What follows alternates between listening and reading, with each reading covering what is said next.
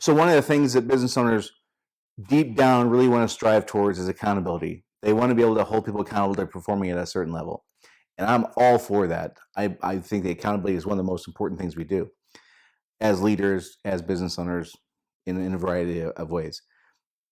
However, what we tend to do is jump to accountability before we get to some other things that are really important.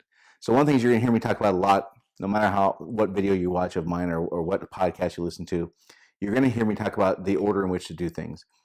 And specifically when it comes to holding employees accountable, there's a few things we have to do before we jump to that. One of those is we have to educate them. They have to understand what's the goal, why does it matter, and then we have to train them. To teach them, here's how we go about doing things, right? From there, we have to begin to trust them. So if they can explain to us what we're trying to accomplish, they can explain to us why things matter, they can explain to us how we go about things, we can develop this trust. We can begin to develop this trust for letting them start to make decisions. We don't have to hover over every little thing. Then we have to empower them. We have to let them know you have this information, you have the authority and the responsibility to go out and make good decisions and help the company move towards these goals we've expressed to you and meet these needs of the customers we've told you about. So once we empower them, then we need to do a good job of continuing to inspire them. Part of that is through our own personal development. We can't very well have an expectation that people work on their own flaws and solve their own problems and become better in their lives if we're not willing to do those things.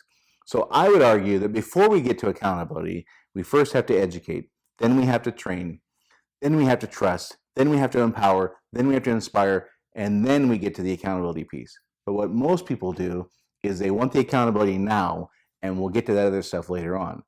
And I argue, I get that. I understand that's what we want. And I understand that's a much shorter path to accountability. I would also argue we're fighting human nature there. The idea that we're going to be able to attain real accountability before we educate them, trust them, train them, empower them, all those other things, we're just fighting an uphill battle. In some cases, does it work? Absolutely. Some cases you hire somebody and they just get things naturally. They just get things intuitively. But if your process is to just jump to accountability before we do those other things, I think that our batting average goes way down.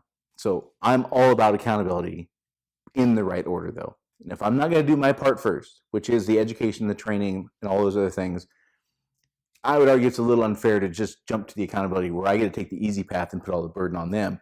And then I get to get really upset when things don't work out the way I want. I just think that's a little unfair.